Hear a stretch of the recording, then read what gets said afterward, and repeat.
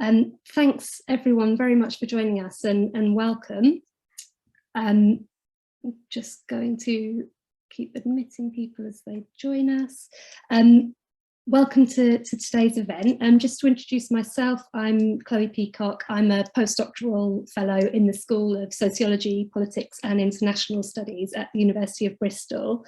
And I'm delighted to welcome you to the next event in the SPIN series. SPIN is the Secrecy, Power and Ignorance Research Network. It's a multidisciplinary network spanning several institutions based in the southwest of the UK, made up of scholars at all levels and with a broad set of interests and expertise around understanding the power of unknowing. And you can find out more about SPIN. We're on Twitter and at secrecyresearch.com. The event series is funded by and co-hosted with the Southwest Doctoral Training Partnership, and also supported by Migration Mobilities Bristol, which is a specialist research institute based at the University of Bristol, bringing together an interdisciplinary network of academics and others who engage with migration in theory, policy and practice. And today we're really excited to welcome Dr. Hannah Jones from the University of Warwick, who's going to speak about her book, Violent Ignorance.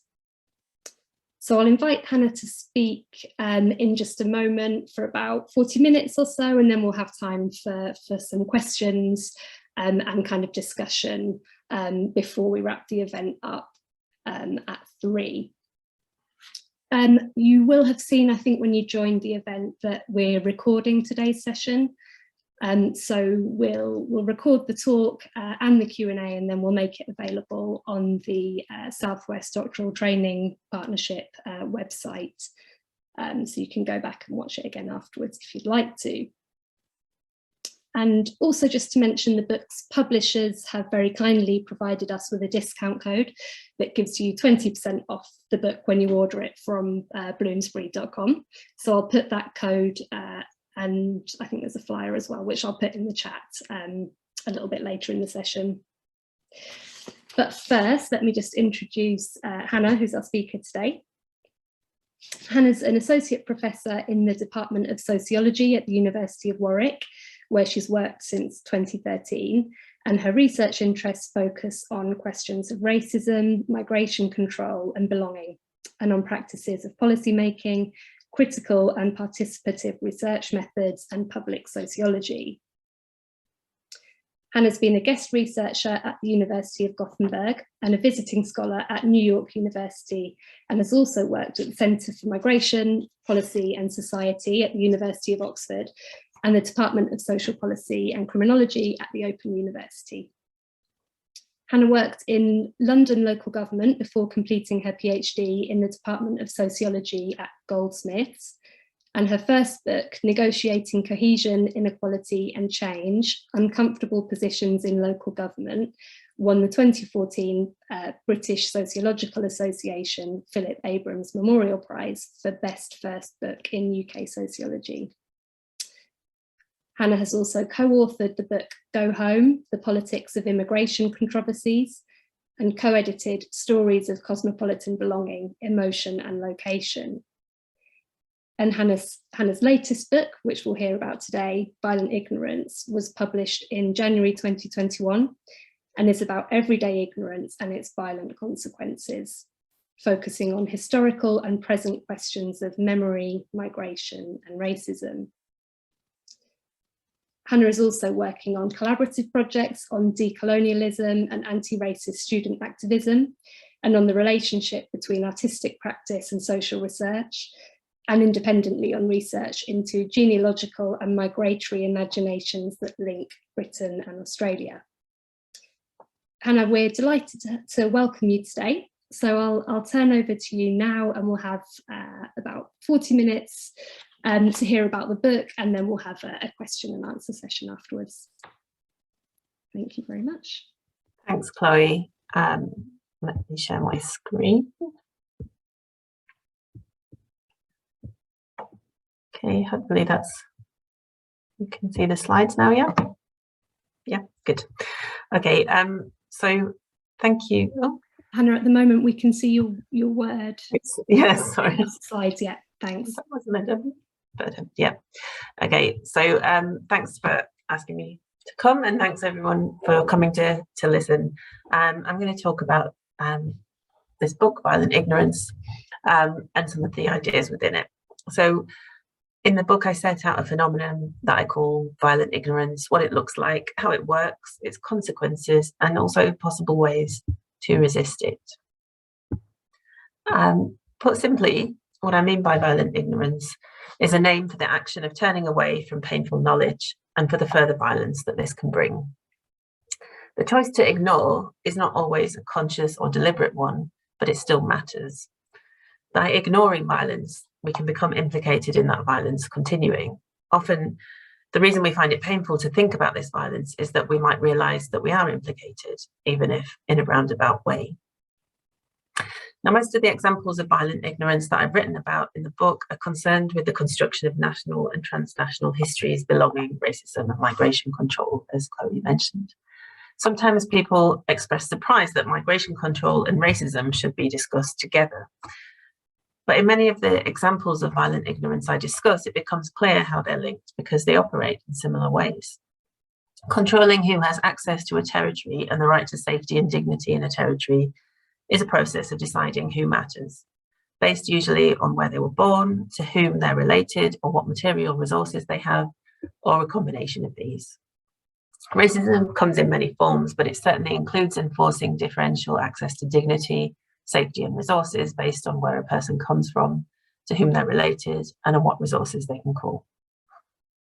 The failure to see the connections between racism, nationhood, and border control, even when those connections have been explicitly inscribed in law in many cases, is itself a form of violent ignorance.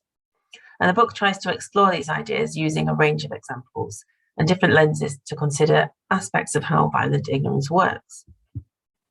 These include the way that the murder of Joe Cox MP became so quickly integrated as a tragic personal loss of a wife and a mother, rather than being reckoned with as a political crisis which mapped onto a wider epidemic of misogynist and racist violence that responds to underlying unease and backlash against the growing prominence of women and feminists, people of colour, and anti-racists in public life. I also discussed the shock of the Grenfell fire in 2017, coming up to its 5th anniversary, and the attempts of those most affected to keep attention on the carelessness it exposed. Some of the discussion around the 5-year anniversary of that fire highlights how little action has taken place in the aftermath. I talk about the deliberate removing of historical documents from public memory by the British state during withdrawal from the colonies to hide histories of torture and genocide which were brought back into focus by survivors of the British war against the Mau Mau in Kenya. And I also tried to draw parallels of this with the destruction of files which would have demonstrated the rights of those affected by the Windrush scandal in recent years in the UK. I talk about attempts by those implicated in the violence of British immigration detention centres to take responsibility for their roles, and of other bystanders in situations of gross injustice, drawing on memories of descendants of Holocaust perpetrators. And I talk about efforts to use art as a means of developing meaningful and visceral understanding of the violence of border regimes in Europe and elsewhere. Now, if there's time, I'm happy to expand on any of those and their links to the focus of this talk in the question session we have afterwards. But today I'm going to focus on discussion about the ways in which violent ignorance, both the violence of ignoring and the ignoring of violence, is present in intimate family connections and personal identity, and how the practices of those reckoning with extreme family histories and what they choose to ignore or face up to can help us all to imagine ways of avoiding the enticement of violent ignorance more broadly. So I'm going to talk about Ben Affleck's family secrets. In 2014, Hollywood star Ben Affleck appeared on the popular US ancestry tracing television show Finding Your Roots. The broadcast episode included footage of Affleck discovering that his mother, Chris Bolt, had been an active civil rights campaigner in the 1960s. This fitted well with Affleck's well-documented interest in liberal social justice campaigns. But the following year, it became public that Affleck had chosen to follow only those branches of his family tree which fitted with his carefully sculpted public persona. When the entertainment company Sony had their emails hacked and they were released by WikiLeaks in 2015, the leak included an exchange about Affleck's episode between the Finding Your Roots presenter Henry Louis Gates Jr. and Sony entertainment executive Michael Linton. Those emails made it clear that the search through Affleck's ancestors had also revealed that his great-great-great-grandfather, Benjamin Cole, had owned slaves. Affleck had asked that that information not be included in the broadcast, and the company complied. An email from Linton suggested, "The big question is who knows that the material is in the documentary and is being taken out. I would take it out if no one knows. But if it gets out that you are editing the material based on this kind of sensitivity, then it gets tricky." And Gates replied that to do this would be a violation of PBS rules, actually, even for Batman, as Affleck was then Batman. Anyway, the edits were made despite that exchange. And Linton was correct, because once the emails were leaked that showed that Affleck had been trying to cover up his ancestors' exploitation, that cover-up became a much bigger news story than the original revelation might have been. In a public Facebook post after that revelation, Affleck insisted that he had asked for the changes the same way I lobby directors about what takes of mine I think they should use, and said this wasn't about covering up or privileged hiding of dirty secrets. "I didn't want any television show about my family to include a guy who owned slaves. I was embarrassed," he said in his Facebook statement. Affleck's statement emphasized that he wanted to distance himself from relatives who had profited from the slave trade, and concluded with the assertion that we deserve neither credit nor blame for our ancestors. But what angered people about this episode didn't appear to be that Affleck was descended from slave owners. In fact, it might be expected from a family history search among wealthy white Americans in a country that's built on dispossession of indigenous land, enslavement of people kidnapped from Africa and elsewhere. Work by historian Catherine Hall and her colleagues has shown that many ordinary people in Britain and elsewhere can find themselves to be descended from slave owners.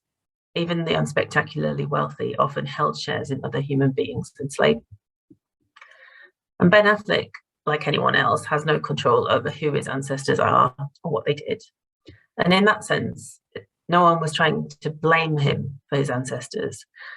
The problem was his decision to ignore their history and what it might mean for his own life and his family's position in society. Though he says we deserve neither credit nor blame for our ancestors, his behaviour suggests he believed the opposite, or at least that he'd be given credit or blame for the ancestors he chose to remember. A civil rights activist in the family may indeed be something to be proud of, while a slave owner is not. But what does it mean to only remember the good and to forget or ignore the bad? In part, the problem with Affleck's actions was that they seemed hypocritical. If we deserve neither credit nor blame for our ancestors, then why associate oneself with the civil rights hero? The suspicion, of course, is Affleck was worried about public relations, that the association with a slave owner would tarnish his brand and cost him money. And he was in a position of power to stop that from happening. In doing so, he was also erasing the history of the people who were enslaved and exploited by his ancestor, who directly or indirectly contributed to Affleck's own wealth and power. So it's not to say that Affleck's revulsion and refusal of his ancestors' actions weren't real, or that he wasn't really revolted, or that it wasn't understandable for him to feel discomfort. Many other people choose particular branches of their family tree to remember or revere, whether because of internal feuds or romantic or associations or excitement, and others are ignored as less interesting or more shameful. The reason I'm dwelling on Ben Affleck's dilemma and decision is that it brings three things to light. Firstly, the immediate relevance of history to our present social reality. Secondly, the desire to hide from painful histories. And thirdly, the ways in which those ignored painful histories can and will rise up to haunt us in disruptive, violent ways, whether those are national histories or family ones.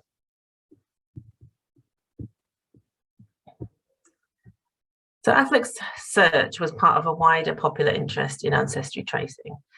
It's been boosted in recent decades by increasing ease of access to records through digitization of archives, online kinds of connection and sharing of information, for example, through ancestry.com on this slide and others, and also increasing use of DNA matching technologies to supplement historical record searches. Popular television shows like Who Do You Think You Are, which has versions in at least 18 countries, and Finding Your Roots, which Affleck appeared on, both spring from and encourage this trend. Academics fascinated by the ancestry tracing industry have asked what it means for people to do this. What does it mean to trace one's ancestry in this way?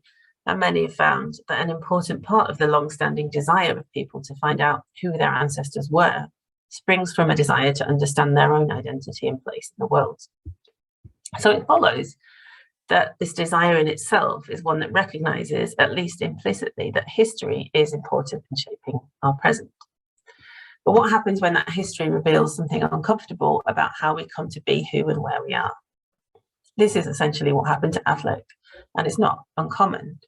In research into family secrets using data from the UK Mass Observation Archive, sociologist Carol Smart found that many families have shared knowledge of their present and past that they choose to ignore and to avoid discussing. This might range from relatives being born outside marriage to personal grievances over money. Whether these are secrets discovered through archival searches or from the more recent past and living memory, the desire to avoid thinking about that shared knowledge, to know while not knowing or to ignore, doesn't stop the influence or presence of those secrets. And this is what we might call haunting, following the work of sociologist Avery Gordon. The real ghosts that haunt us aren't made of ectoplasm. Gordon uses haunting to mean an animated state in which a repressed or unresolved social violence is making itself known, sometimes very directly, sometimes more obliquely. Gordon draws on psychoanalytical theory and argues that even what we cannot see can still determine our own desires and actions. I'd add this isn't just a psychoanalytical effect, but it's a very material one. Ben Affleck's life, like anyone else's, has been determined by the social status, wealth and power, or lack of them, that his ancestors had, and the interactions between those ancestors and the people around them. While Affleck chose to actively ignore his shameful and slave-owning family, that unresolved social violence made itself known first through the researchers on Finding Your Roots, and then more explosively through his attempt to repress this knowledge. As others have pointed out, there were other ways that Affleck could have approached this distasteful knowledge about his family in reparative rather than repressive ways. So, for example, actor Bill Paxton, who appeared on Who Do You Think You Are in 2015, also found he was descended from slave owners.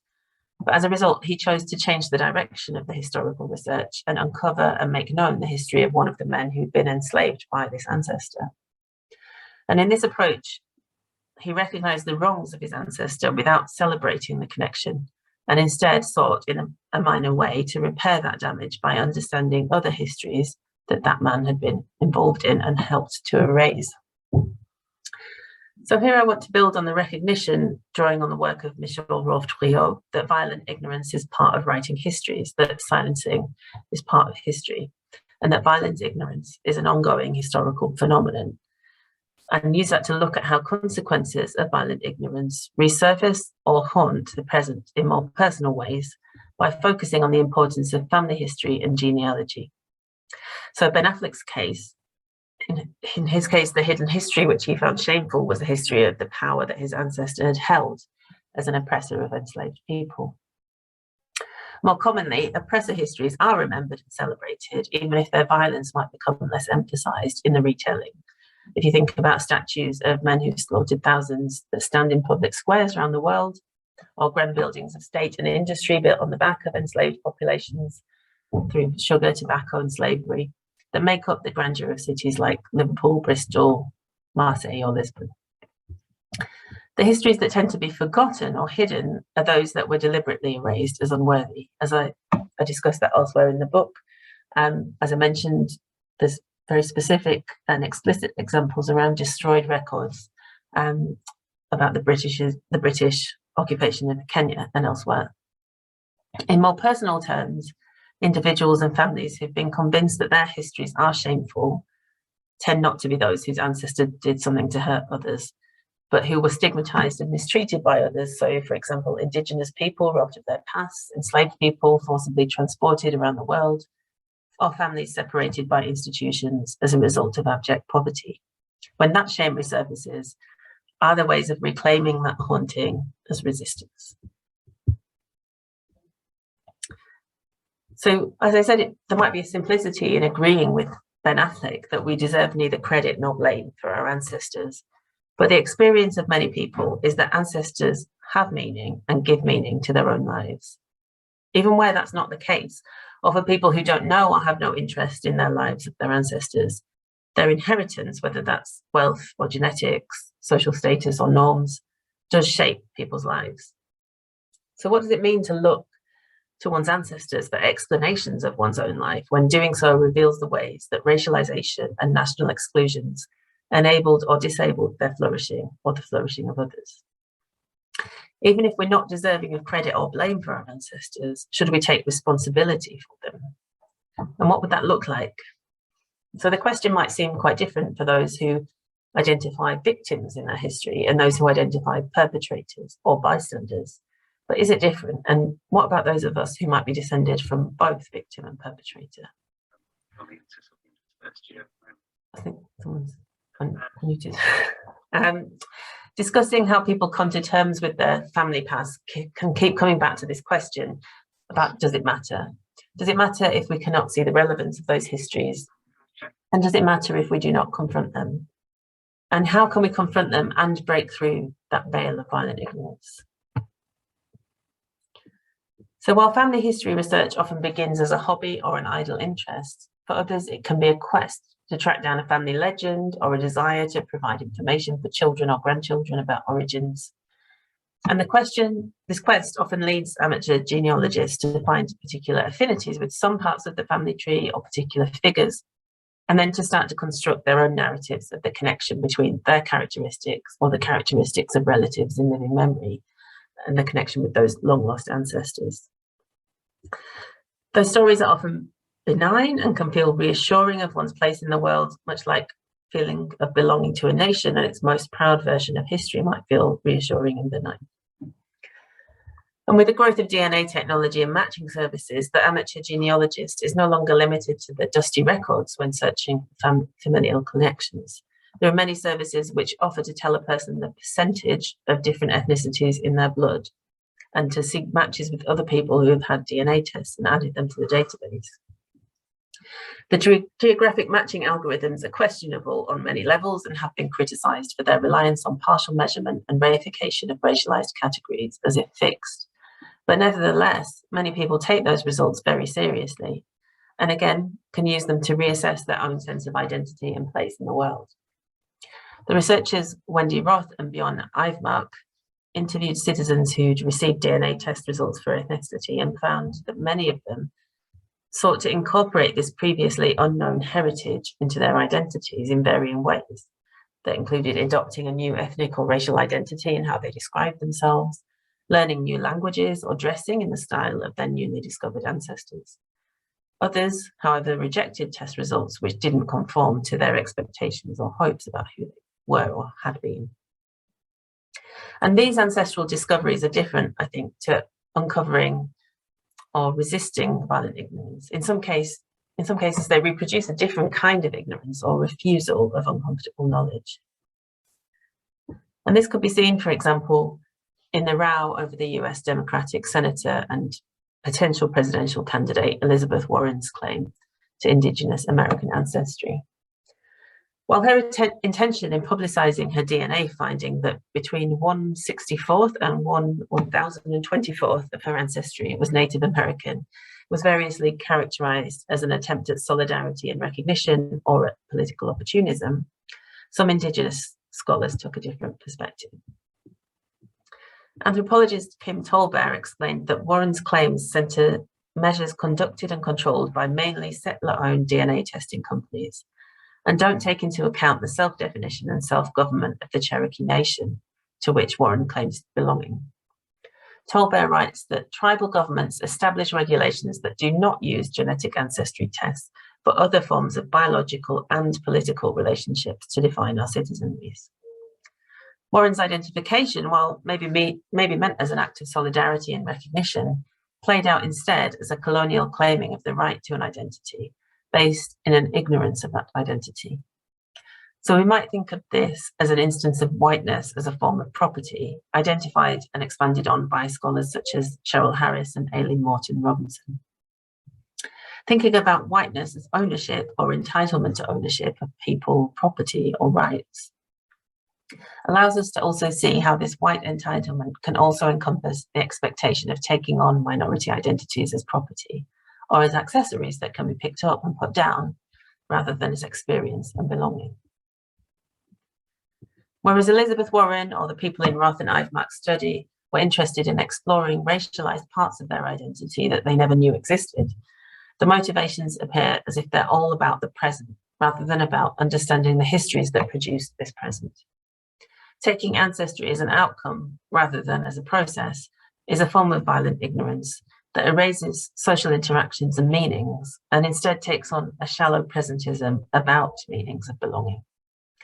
Rather than being haunted, this type of approach seems like the cheap thrill of a ghost town fairground ride. But different images or promptings can prick or pierce the learned ignorance of different people in different ways. We notice different resonances because we have those different histories, awarenesses, interests. But these noticings or punctures are real moments that have power, consequence, and histories of their own, and futures that they might put in motion.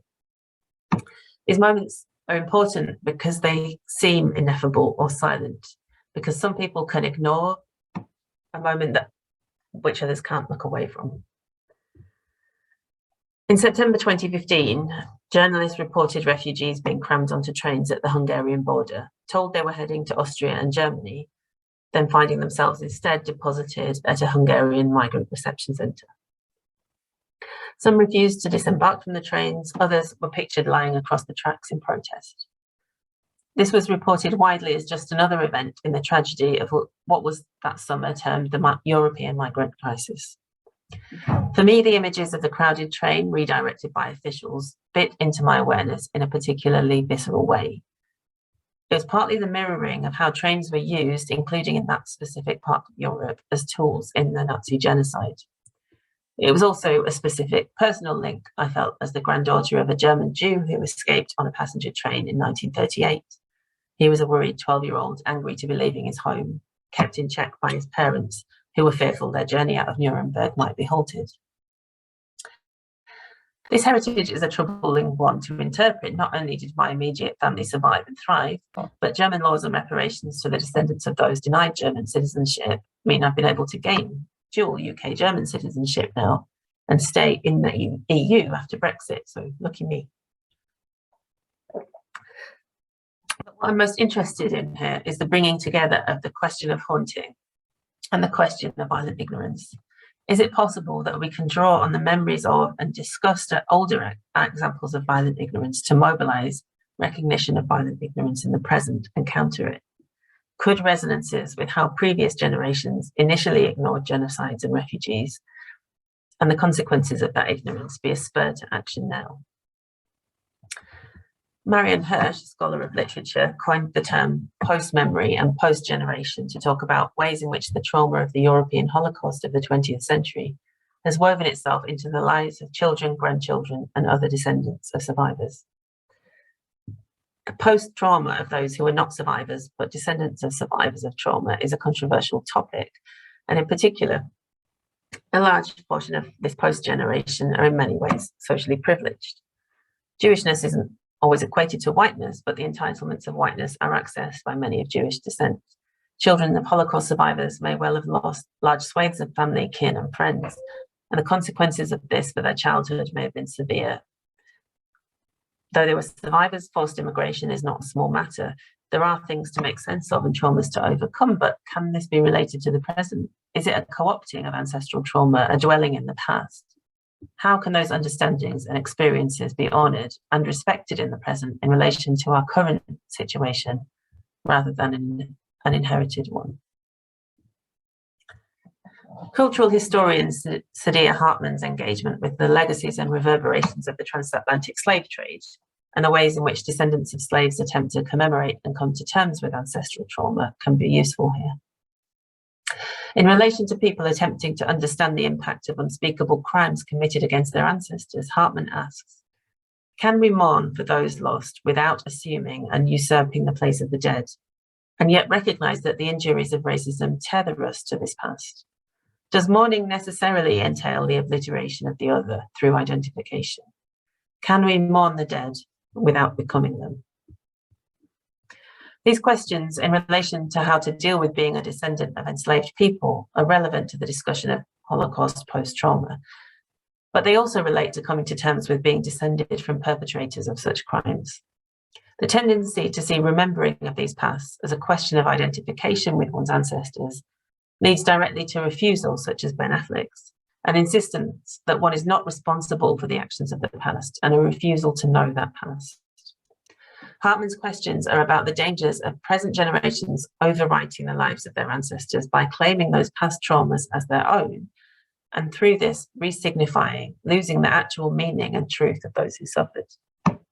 She suggests instead that current generations seek ways to mourn those traumas, to recognise the present but different traumas that stem from them, and in doing so to neither ignore the past nor reinvent it. Again, this isn't simply about remembering, but about thinking and questioning. A further provocation from Hartman helps to make this explicit. She asks, can monumentalising the past suffice in preventing atrocity? Or does it only succeed in framing these crimes against humanity from the vantage point of contemporary progress and reason, turning history into one great museum in which we revel in antiquarian excess? Here, Hartman is questioning whether the memorialising of the slave trade in itself is enough of a reminder to prevent such horrors occurring again. As with the Holocaust and with other wars and conflicts, many feel the imperative that never again must this happen might be better secured by ensuring subsequent generations are aware of the scale of these atrocities.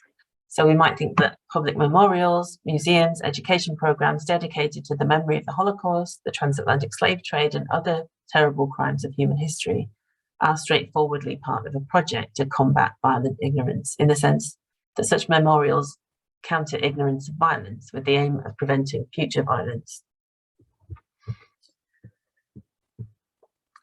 But Hartman's questions point to the risk that even such important projects can be sealed over with a film of violent ignorance, as if they're treated as preserving such histories in amber, artifacts from the past, rather than living history which reaches into our present and future. The question for those considering their entanglement with perpetrators is differently nuanced. For them, the question is not about honouring one's ancestors, but learning from and understanding what they did and how those deeds relate to the present. Making such pasts felt in the present is unsettling, not least when they're already very close.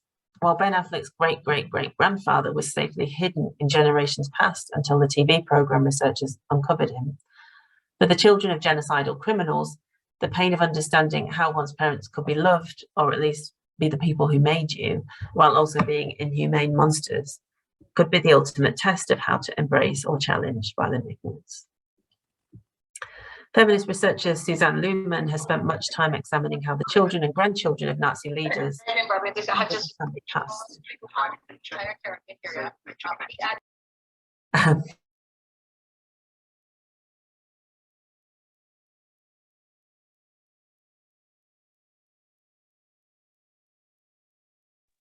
Sorry, can you hear me again? So Luhmann notes that memoirs of them, descendants of perpetrators, by their very nature, can rarely bear to acknowledge the entire extent to which beloved family members were perpetrators and the extent to which members of the extended family supported and sympathised with them. Sometimes this can reach the extent of children of Nazi perpetrators presenting themselves as victims of the perpetrator father, tending to erase the identity of the real Nazi victims, particularly when the story of the crimes is eclipsed by the focus on the familial struggles of the narrator in some accounts. Discussing a memoir by Margaret Nissen, the daughter of Albert Speer, a Nazi armament minister, architect, and close ally of Hitler, who was involved in the exploitation of forced labourers and concentration camp prisoners. Luhmann notes Nissen's description of how she did not want to know the specific details of what her father did, and to maintain such a position of intentional ignorance throughout her adult life takes extraordinary effort. And this was especially so because Nissen spent over a decade working as a photographer in a memorial museum, meaning she had to reproduce images of Nazi violence and would come across images of herself as a child with her father in the archive. Luhmann draws attention to how Nissen would work with the photographs but refused to engage with them and would actively unknow. Nissen says, "I took them, enlarged them, saw them and did not look at them. I did not want to think about the images. I wanted to avoid being confronted with things for which my father may have been responsible or of which he had possibly known." While Luhmann notes Nissen's struggle and desire to understand how her life could have turned out normally despite her father's terrible past, the answer to this question, Luhmann argues, is that Nissen was able to be normal by ignoring or refusing to know the details of what her father did. Her life's normalcy is a product not just of ignorance or of not knowing. Normalcy springs from the refusal or the will to not know. What must be emphasized here is that Nissen's refusal to know about her father's crimes is almost masked by her endeavor of writing a book about him, but the book was about her relationship to him. While she seems to be looking at and attempting to understand her family history, the way it's approached remains a sealing up of violent ignorance at its heart as the actual crimes are kept out of view. So does this understandable desire not to know about horrible crimes by one's parents amount to violent ignorance, or is it just ignorance? That is, what's the violence that's reproduced by refusing that knowledge? While internally families may suffer trauma and misery from repressing the knowledge of parents' crimes, the social consequences of the forgetting and ignoring of family perpetrator histories can also be violent and dangerous. If one is unable to understand rather than just remember what happened, then how and why is one to avoid its recurrence? This is what preoccupies another descendant of a Nazi leader who's made it his life's work to examine and atone for what his father did. Nicholas Frank is the son of Hans Frank, who was the head of the German government of occupied Poland during the Second World War, overseeing mass murder and extermination camps, accused of the execution of 200,000 Poles, the transfer of hundreds of thousands more to Germany, and the creation of the ghetto. In 1987, Nicholas Frank published a memoir about his father called In the Shadow of the Reich. And in more recent years, he was interviewed by the lawyer and author Philippe Sands for Sands' memoir. Sands found Frank to be kindly, gentle, but also steely, with his own temperament and agenda. In recent years, Frank has publicly compared the policies and rhetoric of the AfD, the far-right political party gaining ground in German elections, to that of the Nazi leadership, including his father. This includes a widely circulated essay in a German newspaper, Der Spiegel, which says in its title on the slide, "Son of a Nazi war criminal on AfD rhetoric, that's my father talking."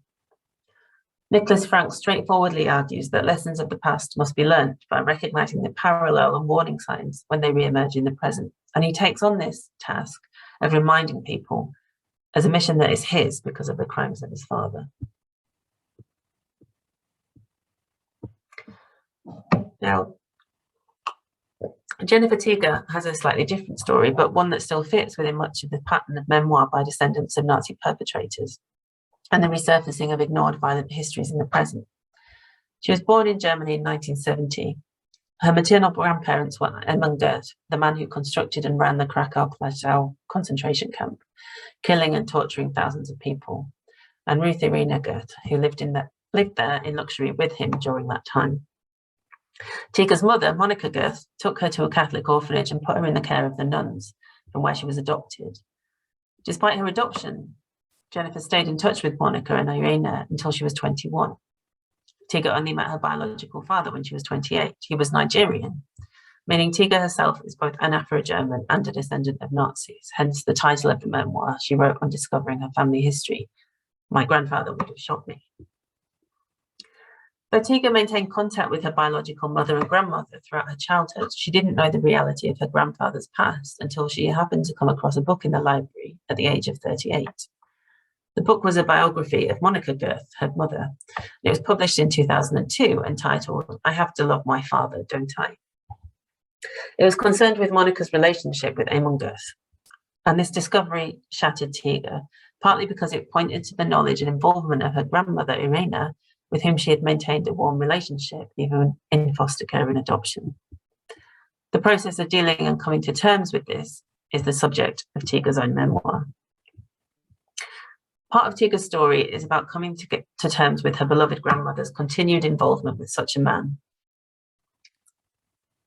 She seems to be able to come up to a conclusion that perhaps a human can be many things that's not just good or bad in a more sophisticated way than some of the other descendants.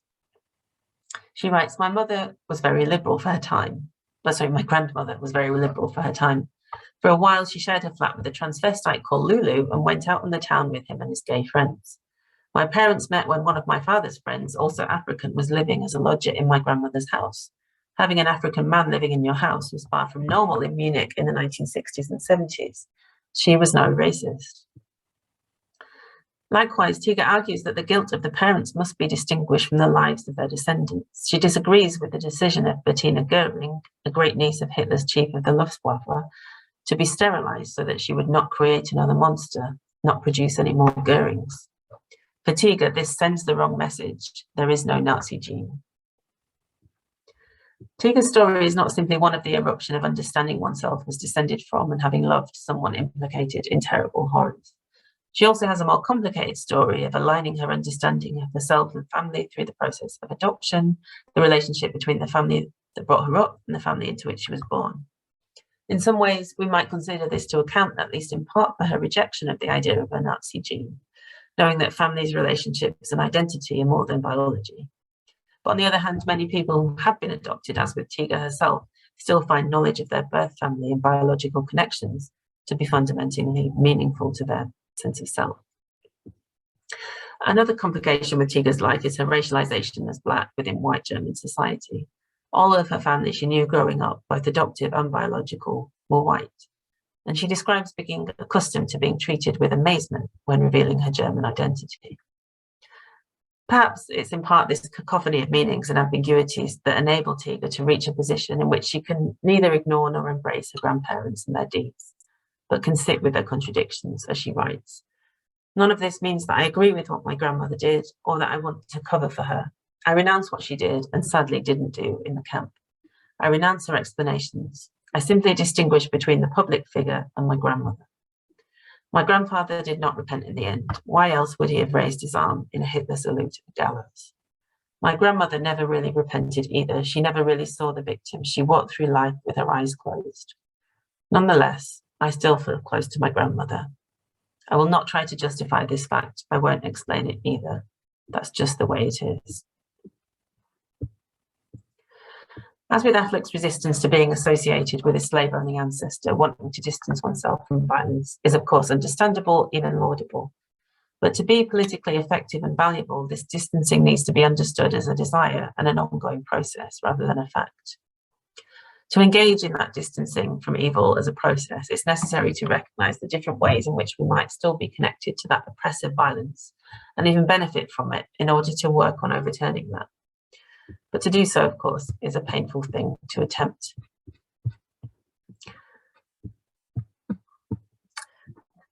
And what about my claim to recognition of resonances between the violence of the border crisis in Hungary and throughout Europe and the horrors of Nazi deportation trains? Is it really correct to say I noticed that because I know part of my family history is tied up with that escape from Nazi Europe?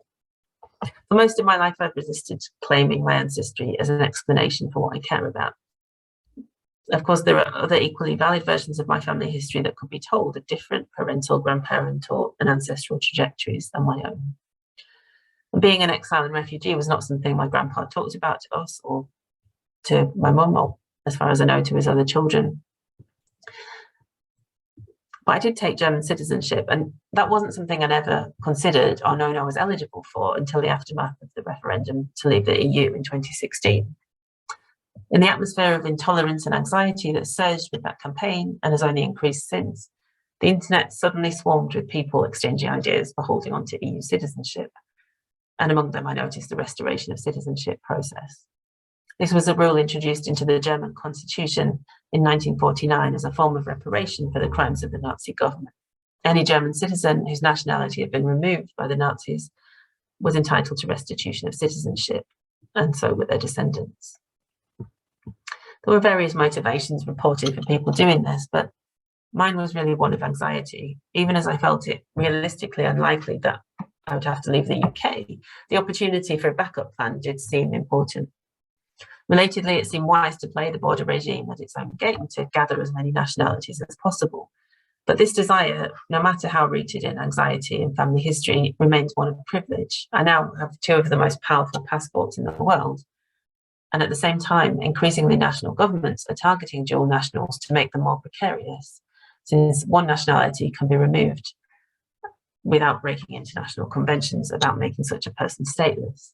And that's, of course, being used in racialized ways in Britain in ongoing and developing laws around nationality. In the case of reckoning with my relationship to family history, it's certainly not a question of credit or blame for ancestors rejected by Ben Affleck.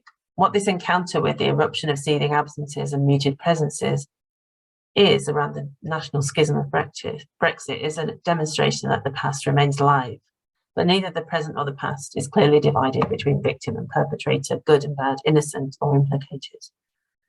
It's also a reminder of how blurred and intertwined allegiance and belonging to both family and nation can be. I'll finish there because we don't have time.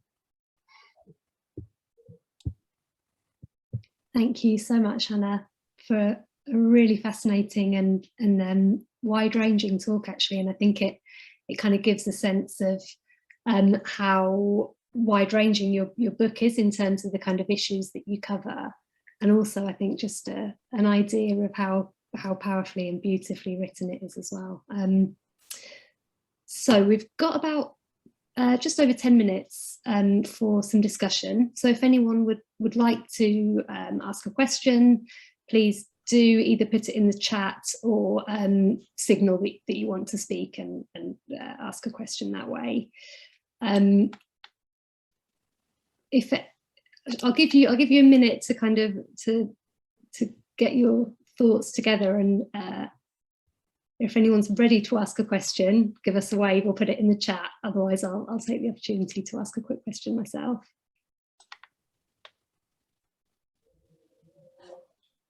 Elspeth, can you unmute yourself, Elspeth, or do you need? You can, great. Yeah, no, hi, Hannah. Thanks so much for that brilliant introduction to this interesting set of questions. So my question is about, I think I'm really drawn to this tension, or this ethical moment of when we remember and when we forget, when we pay attention and when we don't. And I was wondering where you sit now on that. Are there specific, sorry, my internet connection is a little rubbish, so apologies if I break out. Are there, like, where do you sit? Or who do you turn to most for their wisdom on that particular ethical conundrum?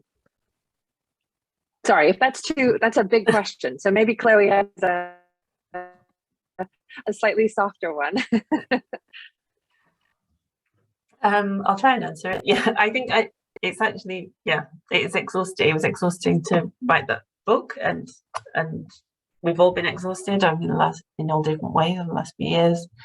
And I think I did try to take account of that in the book, and to sort of say that, to try to not be hectoring and sanctimonious about we must all pay attention, but to recognize the power of that, and that there are moments when attention can be used and taken forward, or even though it's more comfortable to simplify. And I guess, who do I look to? I'm probably going to kick myself for forgetting people. That's why I put the face. But I think Les Bach is really kind of inspirational as a sociologist who writes about paying attention and trying to understand the complexity of things in a careful and a slow way, but one that responds to what's happening. And I think it's that the bit that I would push on is also intervening, I guess, which takes a bit more courage and energy and risk as well. I'll think about that more. If I come up with something in the next 10 minutes, I'll let you know.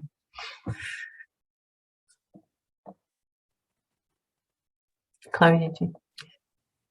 Yeah, okay, good. I'll jump in. I'll take. Oh, Nassar, I'll just ask a quick question if that's okay, and then I'll come to you. I just wondered if you could say a little bit, Hannah, about where this idea of violent ignorance came from, and if there was a particular kind of moment or event that kind of prompted you to think about ignorance in this way and to think about the kind of violent implicit in it. Yeah, I think it came from a few things, but I think the key starting point was maybe around Jo Cox's assassination, which I mentioned very briefly, and which is kind of how I opened the book as well. Not, that was a horrible thing. The person was killed, and she was killed by someone who was expressly killing her because of his white supremacist, misogynist beliefs and actions, not though she was a white woman and so on. But the point was the response to it was what I was trying to work through. Not people were upset, but it became about a wife and mother, a kind person, a young woman, and the response that we have more in common than what divides us isn't, again, like a nice and laudable thing, but it seemed to not engage with the fact that a politician had been murdered. Not just a politician had been murdered in an expressly political way, but in the week before this massive referendum, in a way that was tied to that by the person who did it. And it was not discussed as it's still not really in the political culture as a shocking moment, a turning point, meaning anything really, apart from that MPs experience violence. So I was trying to kind of think through why and how, and trying to be careful around not criticizing people for wanting to have more in common and be together. But actually, I think that's problematic because it ignored the root causes of what happened there, and in some ways makes it worse. Thanks, Hannah. Okay, Nassar, would you like to unmute yourself? Yeah, thanks so much, Hannah. Thanks, Chloe. Really looking forward to reading the book. It sounds wonderful and just really important, and kind of following up some of the arguments that you signaled here. So one thought I had whilst you're speaking was, do you in the book discuss the ways in which some memories of trauma are almost kind of appropriated in terms of the formal narration of things like national identity, or indeed other ways of common membership that, paradoxically are to some extent re-traumatizing or bordering in a way in which it excludes others, not just in an instrumental way, but then that tension within it, and how people who still bear those intergenerational traumatic memories want to resist that. And so there's an unsettled nature to it, which means that it's a very live, almost dispute, rather than being something which has happened in the past.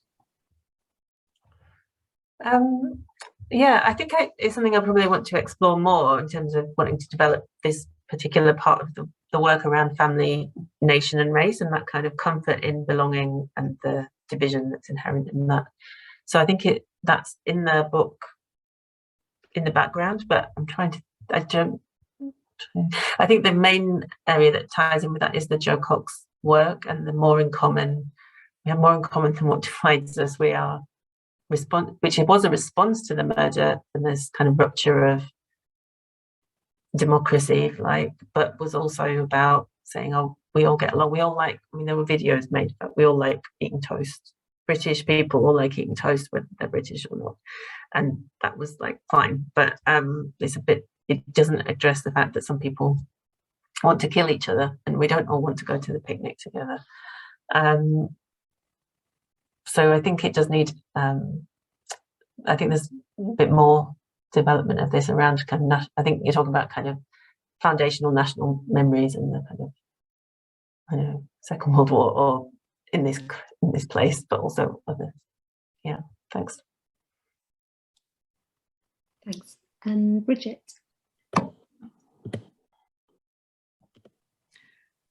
Hi. Thanks for that, Hannah. That was really a bit mind-blowing. So I kind of I I sort of feel like my question is probably a bit vague, but because I'll need a little bit of time to think it through. But do you think there's a danger that this kind of, thinking about, people's ancestors and kind of, honestly, I've got a brain like a fish.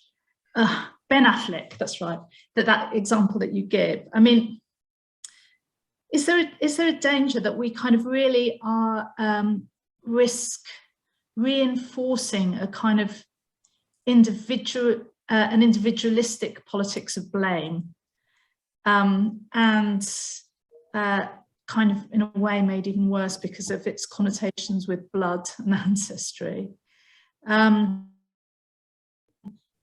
Because we don't have to be Nazis to have benefited from Nazi Germany. We don't have to have been kind of, our ancestors don't have to have been slave owners in order to have benefited from slavery, but sometimes that's how it feels. And actually there are lots of ways in which, in wealthy countries, we have collectively benefited from the colonial past, whatever our ancestries. So I just sort of kind of, I don't know. I just wondered what you thought of that and what the kind of politics, like, is there a risk, like, what are the politics that kind of emerge from this kind of analysis, I suppose? Yeah, thank you, Bridget. I know, I see what you mean. I think I see what you mean. I think with Ben Affleck, I felt like it was okay to pick on Ben Affleck because he's a film star. And I think there's some tension between trying to tell a story that's legible, because I was trying to write this book for a broader audience as well, and to try and tell a legible story, and to actually end up going into those pitfalls that I'm trying to unpick of individualizing and fixing. So I guess what I was trying to talk about was not that he should be in trouble for having had family who were slave owners or not. In fact, as you say, it's not, lots of other people can benefit depending who your family history is, but the interest in people attaching these meanings to particular moments from history, potential and meaning, and then choosing to attach meanings to some and not others. So everyday family history researchers look, we had this sailor who went around the world, or we had this exotic princess who, and that's how I know that I am, why I'm really good at dancing or something, which I didn't know before. But that, so we do tell those stories to ourselves, and lots of people do that. It's a human thing. And then the loadedness of the politics of this, and that the move from wanting to position oneself, he wanted to position himself with the civil rights activism, but not with the slave ownership. And what does that do? So, because it's not saying that we deserve no credit or blame for our ancestors. It's saying we deserve credit for the ones we like, but we can't be to blame. And I think I'm trying to think of another way of approaching that, which might be taking responsibility for where we are and how we are, not to take responsibility because your great-great-grandfather did something, you should make reparations, but as that other way of making meaning about how we are and where we are. I don't know how I'll think about that some more, but I think the question was really about how can that allegory of Ben Affleck choosing which story is meaningful be a way of thinking, how else could we approach this? And that there's lots and lots of work on survivors of the Holocaust and descendants of perpetrators of the Holocaust. There's a huge field of that, so that is a way into those stories as well. And people trying to understand why it matters who their family were or why it doesn't matter. But then maybe to break that down. Does that address what you were saying, or am I rambling? No, you're not rambling at all, but I just really, I really, it'd be really good to kind of like really I'd really like to have a longer conversation, because I think it's really important. I think this kind of work is actually like how we relate to our histories and which histories we are allowed to claim, because we're not allowed to claim, you know, it's actually, so the histories that you're allowed to claim are actually often to do with ideas of blood. Yeah. So, you know, how do we actually feel about, like, if you are comfortable with the idea of blood, then, you know, how would you speak back, for example, to the Cherokee person? Like, I can't, anyway. So just to say that I think there's loads of really interesting things to talk about here. So thanks very much. I'm going to get the book. Thank you. I think there's obviously loads more to talk about here. I just want to say that it is 3 o'clock. So for those of you who need to get to other meetings or get to the next thing, thank you so much for coming. If, Hannah, you're happy to just stay on for a few more minutes, there are a couple of other questions, and it would be great if we can just have a few minutes more chat for those who can stay on. But for those of you who are heading off, thank you very much. Rebecca, did you want to ask a question? Yeah, thank you. And yeah, Hannah, I mean, I don't know how to phrase this into a question, because it's just sparked off so many thoughts. There's so much I'd like to discuss with you. But yeah, it's kind of about the different responses to historic violence, really. And I think it's interesting to me on a personal level, because I also have ancestors from Nazi Germany, and but my mother was from East Prussia, which is the part of Germany which is now Russia, and so fled the Russians rather than the Nazis, and yeah, and so not part of the sort of German guilt, because it wasn't German. So yeah, because she was fleeing she was fleeing the Russians. It's not a reason to get dual. I've also tried to get dual citizenship, but I'm not entitled to it. So I think that's interesting. But also I find it interesting about how some of the people who I know, so some sort of people who I know through my mother, East Prussians, who their response is about trying to reclaim that territory, as if there's through blood you've got an entitlement to something from there, which sort of contrasts with the other. So for my mum, it was much more about befriending the people who then went to live there, and how we can learn and make sure that these things don't happen again. But yeah, this is very much thinking about what the questions are.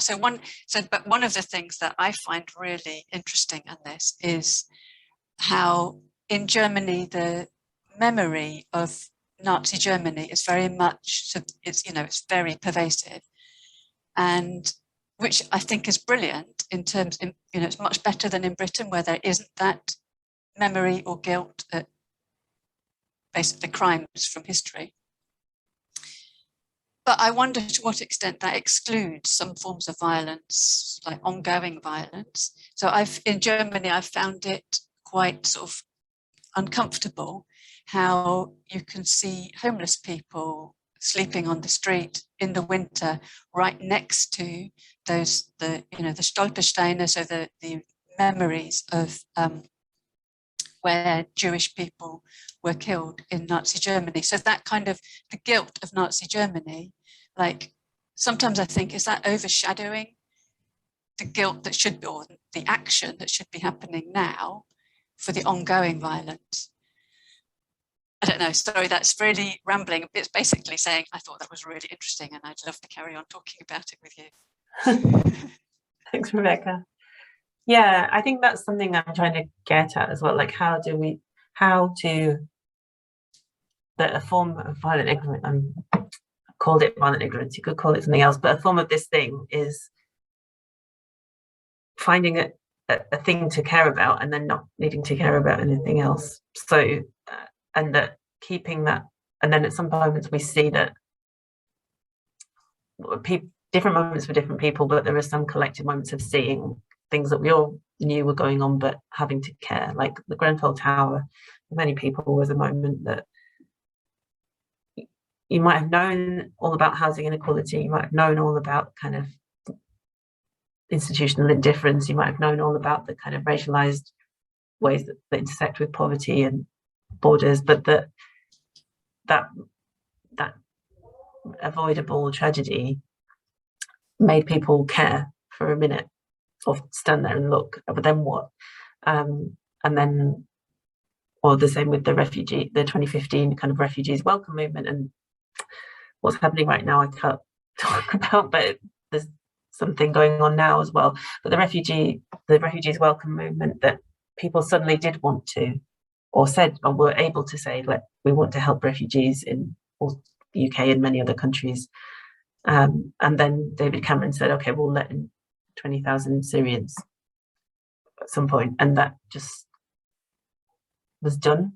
So I think the same thing with, like, there's a kind of dealing with things as if they can be finished and dealt with. As humans, we kind of need to have, I think, fundamentally, I don't know, in language, we have to communicate through language, we have to have some lines around what we're saying, but at the same time, how do you keep that open to change and to be able to see that we've built a memorial, but that's not the end of reckoning with history or reckoning with processes that go on. And so I guess that's where I would come in. I don't know. But thank you. Thanks, Hannah. There's one more question in the chat, but I feel like it might be quite a big one.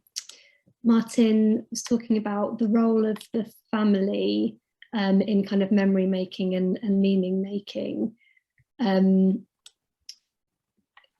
Martin's question is, where does this leave us on the family as a social phenomenon? Is it something which needs to be unmade, resisted, reimagined, or might it be a locus for resistance and justice? I don't know if you've got any kind of quick thoughts about that you want to share. Yes, I know. I think that's what I'm trying to figure out now. I think that's where I want to develop some of this work, which is why I wanted to talk about that chapter. And it speaks to kind of what Nasa and Bridget were asking as well. I think the kind of